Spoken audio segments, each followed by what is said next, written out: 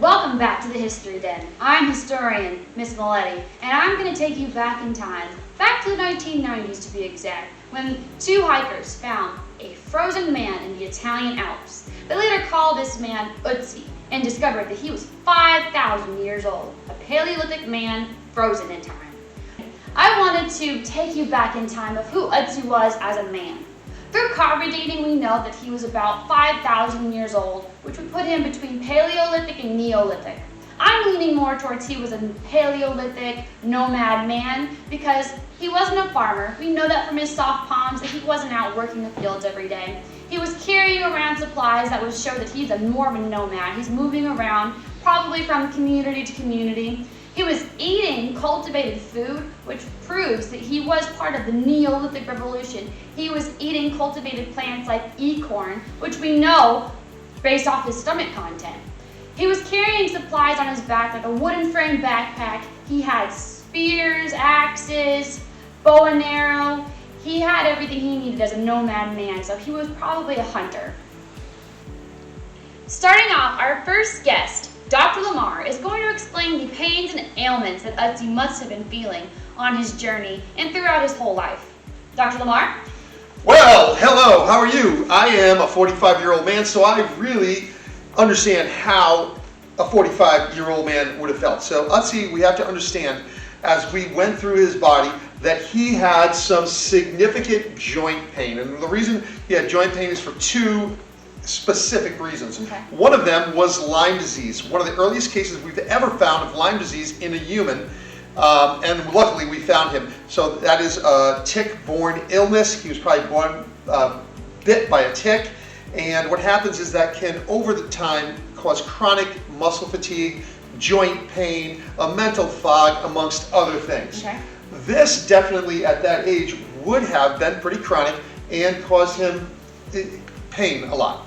Another thing would have been the fact that at each joint we found significant wear and tear, and at some places bone on bone where cartilage had worn away, otherwise known as arthritis. Arthritis? So this was an arthritic 45-year-old man, used to the environment, used to the elements, but definitely lived in significant pain. Okay. So that is very important for us to know.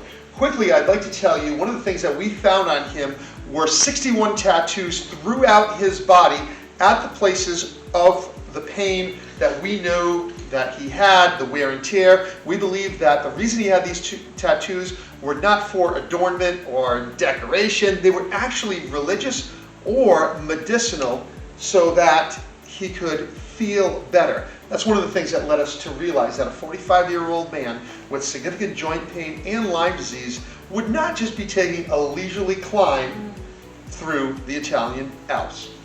Thanks for giving me this time. No problem. Hopefully I can come back later for other segments. Goodbye. Thank you, Dr. Lamar. It's good to know. Tattoos on the joints, we can make the assumption that maybe they were medicinal, maybe they were religious, and that they would make him feel better. Moving on. As you can see, History Den is making history. We got Otzi here live for you. Dr. Lamar is going to do an autopsy for you, and he's going to go over what was going on inside the anatomy of Otzi himself. This is an amazing find. I can't believe you got this. You must have really pulled some strings Oh yeah. at the museum in Italy. Let me first sanitize myself. This is a find of a lifetime. I am so excited about this. So first of all, I would like to look at the brain. If I remember correctly, there was a wound at the, oh gosh, I'm so excited, at the back of the head that he was struck and he fell forward, and boy, did I put a lot of hand sanitizer on, and he kind of landed like that. So I'd like to look at the brain. Trusty scalpel.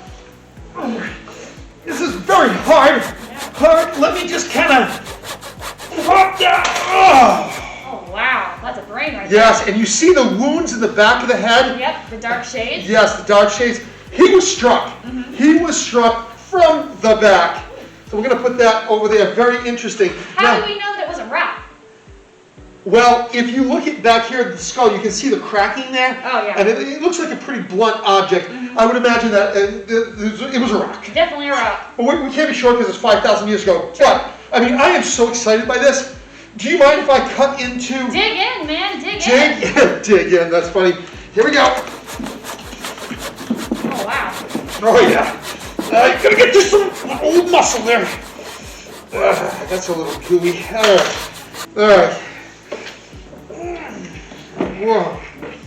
Oh, boy. Wow, we got some pretty cool stuff in there. All right. Oh, wow, this is amazing. Yep. I have to take my glasses off. Honestly, they're fogging up. I'm fogging up too. Yeah, I'm fogging up. All right, so first of all, we have a lung. And if you look at this lung, you're going to see right here that there's a lot of black. And these people, they lived around fire all the time. They cooked, their light, their heat. From a young age, they would always be inhaling that smoke, secondhand smoke, whatever it is, a lot like smoker's lungs. So this young man, 45-year-old man, would have definitely had some issues, possibly with breathing. Which kind of leads me to think, like, what is he doing climbing up there, right? We do know that he was extremely well muscled. Let's keep digging deep. Okay. Whoa. Oh, wow. What is that? I gotta kind of just rip the heart out. Oh, all right. He suffered from a broken heart. Oh, so he had some heart disease. Wow, that's interesting. We can see some of the expansion there. Okay. How does someone so fit like Otzi have heart disease? Well, it could be many things. Obviously, we have some blackened lungs. We have some things like that. It could be genetic. Okay. We just don't know. We can't tell that right now. Okay, so that's another thing. Oh, I'm so sorry. That's another thing that we have here that we have to realize. So heart disease, some lungs. What about the stomach? The stomach had some food in it. What kind of food? Ooh, it's like shrunken though. It's kind of like it's shrunken. Let's just put it here. Okay. It had some ibex goat meat in it, some grains. Grains? Yes. Believe it or not, we believe that he actually passed through some communities. And what happened was he picked up some cooked bread, grains. I think it was acorn. Okay, so he's alive during cultivation. So he's kind of in between the Paleolithic and the Neolithic. Yes. Holy moly! Look at this, the pooper. Hold on. Whoa. Okay, I'm gonna leave the intestines in there. Can't get them out. Okay. What I'm seeing though right now is we have some whipworm eggs in there, which is an intestinal parasite. Oh my. So this man, now let's kind of put this together really quickly. This would have caused him intestinal irritation, some pains in his lower abdomen. So this man not only has Lyme disease, this man not only has some heart disease, this man not only has blackened lungs, this man not only has arthritis in his joints, he also has some stomach pain. Now, my only question, and I gotta get another appointment, but my only question to you is, and you're the historian, you figure this out, what is a man of 45 years old in this kind of pain, even though he's in good shape, climbing the Alps for? You know what? I got a really good buddy, Dr. Stevenson. Okay. I'm going to send him in. He's a weapons expert. He's a murder expert, and maybe he can help you out. Guys, over and out. Thank you, Dr. Lamar. Hopefully we can get Mr. Stevenson in and he can really explain what's going on with Otzi. How can someone in so much pain be going up and down a mountain? We'll find out. Welcome back. Lucky for you, we were able to get our historian, Mr. Stevenson, and he is going to give us some information about the tools that we found on Otzi's body. Okay, so tell us what was on him. What was he carrying? Otzi, he was carrying, among other things, a copper axe. He had a quiver full of arrows, a lot of clothing. He had a small axe, I believe. Little handheld? Little handheld axe, yeah. Copper, that doesn't seem right to me. Are you sure he had copper at that time? Yes, that was one of the more unusual and rare items that Otzi had on him. Because at the time, we're talking about 5,300 years ago, humans were in the early stages of using copper. It was the first metal that humans worked with. So it was pretty rare that someone would have a copper axe, and it would also indicate that Otzi was just not a run-of-the-mill person, that he was someone of importance. Okay, thank you. So, we're kind of going with the idea that maybe Otzi was killed, was murdered. Can you tell me why someone would not take the copper axe if it's so important, so rare? Why would they just leave it behind? Yes, that's a good question. If you're going to go to the trouble of murdering somebody, you would probably murder them because you want to take what they have. Right. And you wouldn't leave a copper axe on the murder victim because that would be a wasted murder if you're murdering somebody to rob them. So We believe that Otzi was murdered for another reason. Something else is going on here. Maybe something more personal. Personal, right. They didn't want to be caught with it later and have to answer questions of where did Otzi go. Exactly. Let's move on further. We found in his back, and it took multiple scientists taking looks and x-rays, we found a stone, which was an arrowhead, in his back. I believe it's the scapula.